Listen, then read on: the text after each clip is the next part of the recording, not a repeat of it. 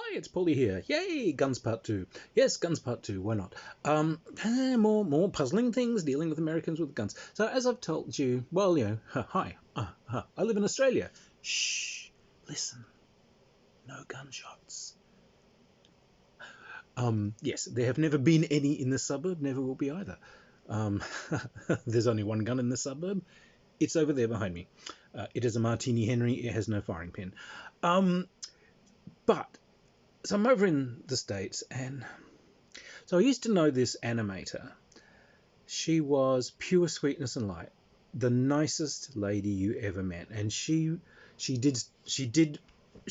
paintings and artwork that really kind of suited me because it's like I've always had an obsession for lace and ball gowns and these sorts of things. So she would do these kind of swashbuckling pictures and artwork, and this sort of stuff is beautiful, beautiful stuff. So I came to visit her in the States, and she'd said, "Oh, okay, look, she was good friends with someone I didn't really know at the time, Mercedes Lackey. She's an author who does all these kind of book. So she was going to go and visit Mercedes Lackey because Mercedes' husband Larry Dixon is a very famous wildlife artist. He does covers for Nat Geo and all this sort of stuff. So she was going to go over and stay with them and do some kind of learning under Larry. But she said,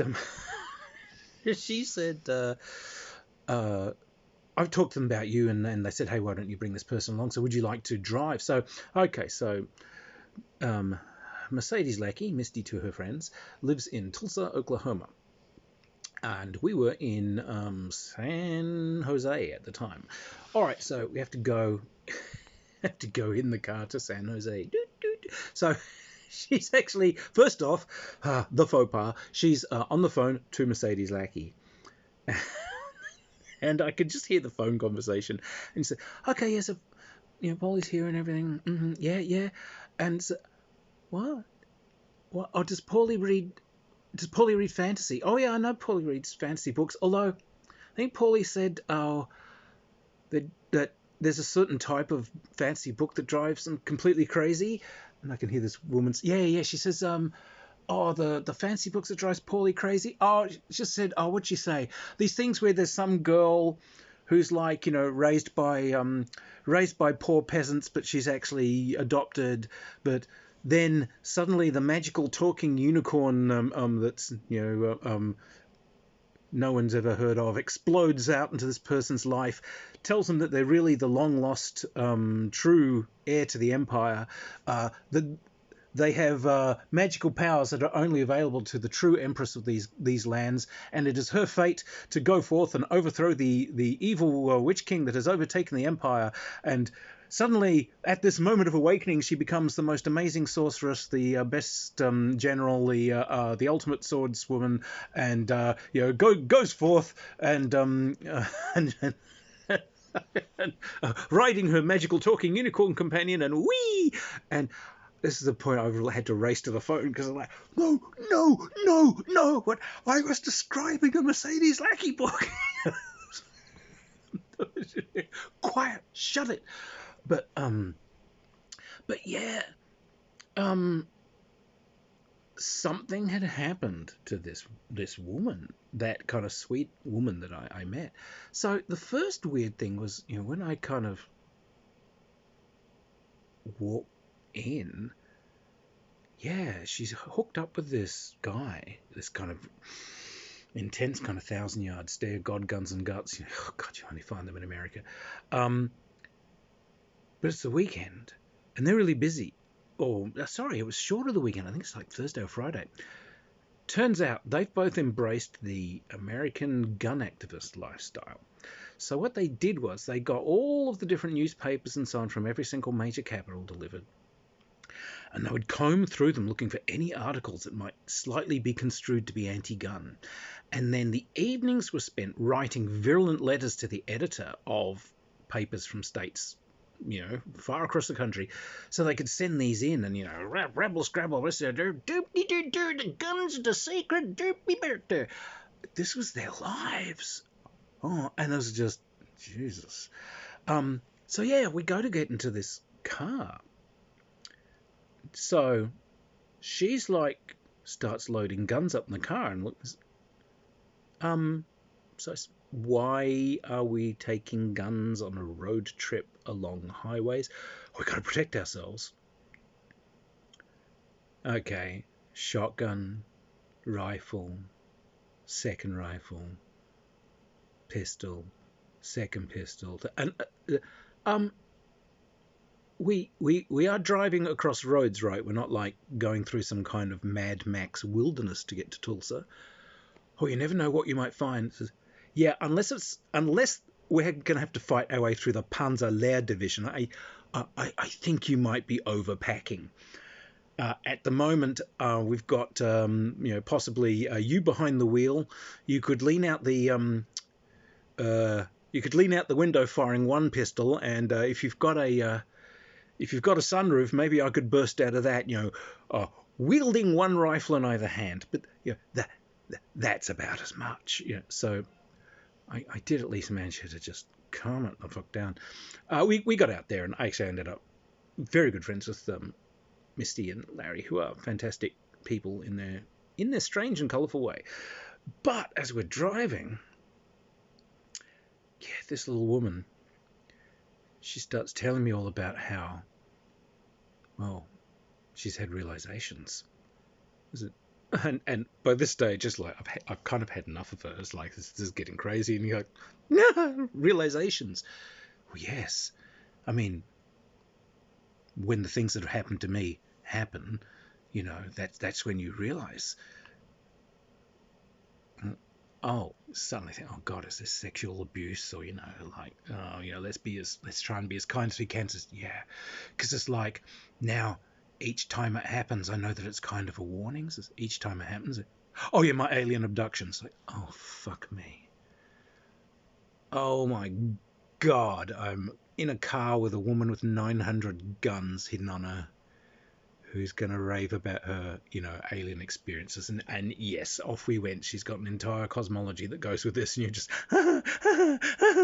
So yes, by the time I got to Tulsa, Oklahoma, I basically ran into the arms of Larry and Misty, two people I'd never met, and was like, hi, bestest friends, save me. And Larry takes me out. Hi, I see you've got tales to tell. Oh yeah, because this woman, tiny, she's decided for personal defense, she needs a 44 Magnum. She needs a 44 Magnum autoloader pistol. Because she's heard that's a powerful thing. And then someone else had told, no, you don't want that. You want a 50 cal Desert Eagle.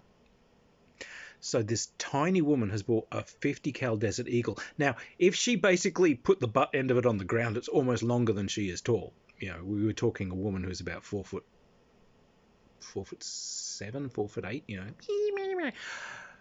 She's trying to lug this thing around. She doesn't have a concealed carry, that's what a ridiculous idea. But anyway, she doesn't have a concealed carry permit. Plus, she's going across state lines, yada yada squeak. So she's trying to carry this thing concealed, but she's tiny. So wherever she goes, you can see this woman's got this like a 105 mil howitzer, kind of like jutting out of the fanny pack thing that she's got lashed to her front. It's like, oh God, you are going to get arrested. You're going to get arrested, and I'm going to be in the middle of, where the hell are we? Wyoming. With your car. Oh, well, I guess I'll just go to Tulsa. Yeah, and of course, once we get to Larry's place, she decides she's going to go out, because they've got tons and tons and tons and tons of space around them.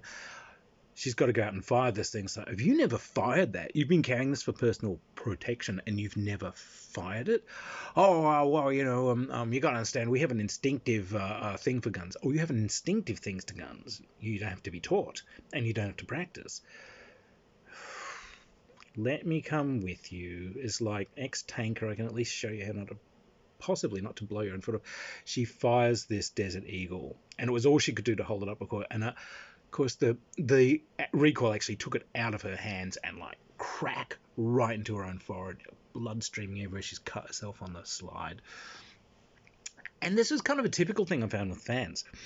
Same lady back in San Jose again, all these science fiction fans, they decide they're going to go out shooting. Now, there was a guy called Lance, sorry, and he was an interesting kind of guy, and all these guys, yeah, I got my 357, I got my, and this guy just turned up and talking to me and says,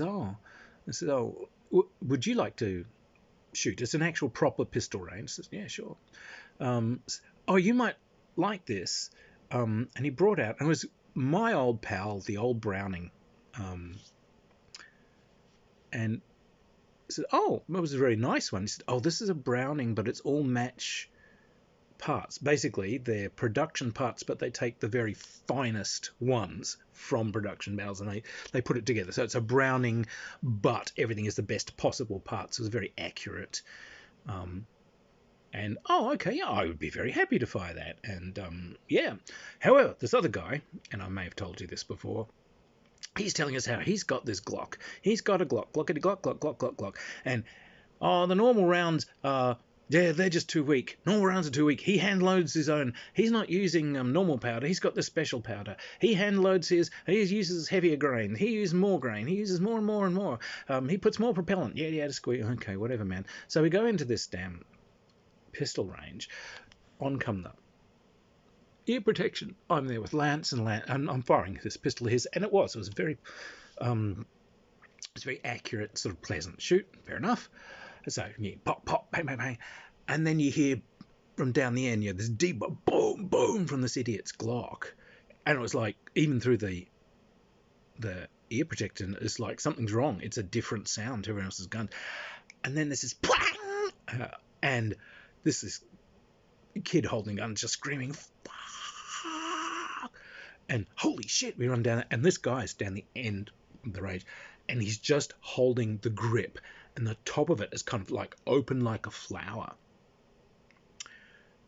The slide, the whole like operating pistol is just gone.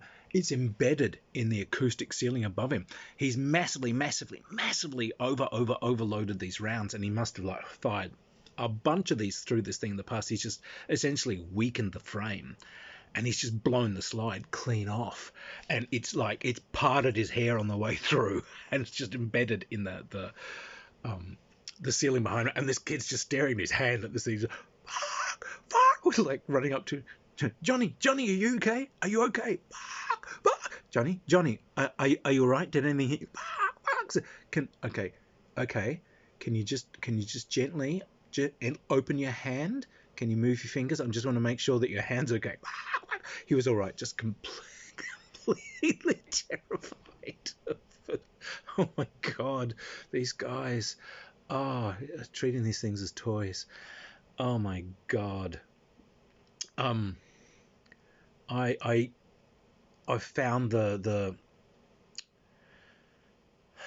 was a lot of sort of, particularly amongst the science fiction fans, there was a lot of crazy gun BS. Now, another guy got in deep trouble because they just decided to do the same thing this woman's done. They're going on a mighty trip, so they just load the car up with guns because, I don't know, you never know when a Mongol horde's going to attack you. I don't know. And we're not talking each of them's carrying a pistol. We're going each of them's got a pistol and a sawn-off shotgun. They had all kinds of like decidedly illegal bullshit in the car. However, one of these guys is this guy who, he's not a US citizen. He's just a tourist. He's a tourist who actually got to the States and really liked it. So he's just decided to stay. About 7 years on his 90-day tourist visa.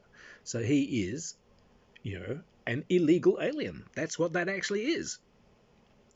He doesn't have a right to bear firearms in America, goddammit. He's a tourist. So there he is with an armload of these things. The other guy's got an armload of these. They've taken fully automatic weapons, and they've crossed state lines into California, and just gotten pulled over on the road by the highway patrol because I think something stupid like a broken taillight on the car. The cop sort of turns up, sees all these weapons in the car, and out comes a pistol. Get out of the vehicle, hands in full sight, and starts going through everything. Automatic weapons, the whole thing, and then show me your ID. Well, this is a foreign passport with an expired tourist visa stamp in it. You're nicked me, old beauty. So, yes, there's much rabble-scrabbling there about how dare someone breach our gun rights. No, you broke the law. You broke the law. You broke several laws. Oh, fans. Yeah, anyway, strange gun things. I mean, look, as I've told you before, to me they are, prosaic in that they're a tool. However, they're a tool with a single function. Particularly the ones I see people trying to play with. A pistol has only one function: killing human beings. Maybe this isn't a thing anyone should just play with. Anyhow, keep safe, and if the aliens are regularly picking you up and whispering secrets from QAnon into your ear, maybe seek a little professional help rather than going out and stocking up on sawn-off shotguns. Anyway, bye.